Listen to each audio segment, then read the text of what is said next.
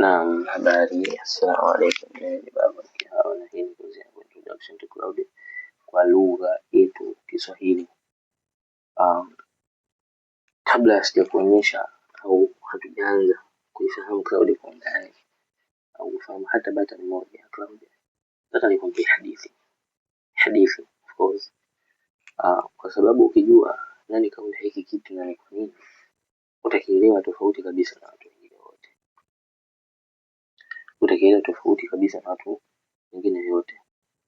Mnamo mwaka 2021 huko San Francisco, Marekani, na mwanasayansi anaitwa Dario Amodei. Dario Amodei, huyu ni jamaa hakuwa mtu wa kawaida. Alikuwa ni kiongozi wa research pale OpenAI. OpenAI ndio waliotengeneza na kudesign ChatGPT. Sasa Dario Amodei alikuwa na dada yake wa damu kabisa anaitwa Daniela Amodei. Hawa ni ndugu wa familia moja kabisa, walikuwa ndani ya kampuni ile. Wakiona kitu kinachowatia wasiwasi kwamba AI inakuwa kwa kasi ya ajabu, lakini usalama wake, maadili yake yanabaki nyuma.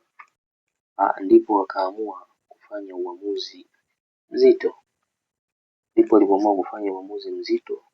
Wakaacha kazi wao na wenzao watano, wakaanzisha kampuni yao wenyewe wakiita Anthropic. Na hili neno Anthropic kama linavyoonekana kwenye screen ni neno lenye maana inayohusiana na binadamu, kwa sababu lengo lao lilikuwa ni moja: kujenga AI ambayo ni salama kwa binadamu.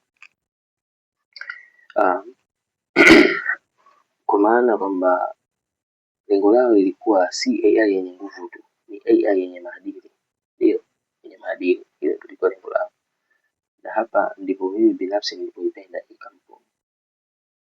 Na hiki kitu cha AI yenye maadili ndipo wanaita mfumo wao kwamba ni constitutional AI, yani cloud imefundishwa kwa katiba.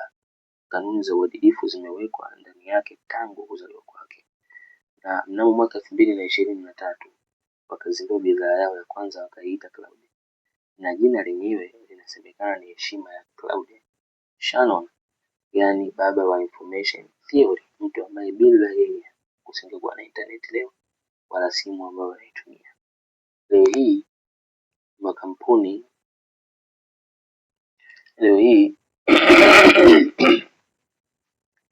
Makampuni kama Amazon na Google yamewekeza mabilioni ya dola kwenye Anthropic. Ndugu wawili waliondoka kwa msimamo, leo wanaongoza moja ya kampuni za AI zenye nguvu duniani. Hili ni somo kubwa sana katika maisha, kwamba kabla ya kitu chochote msimamo una thamani sana. Basi video itayofuata tutakwenda kutazama ni nini cloud.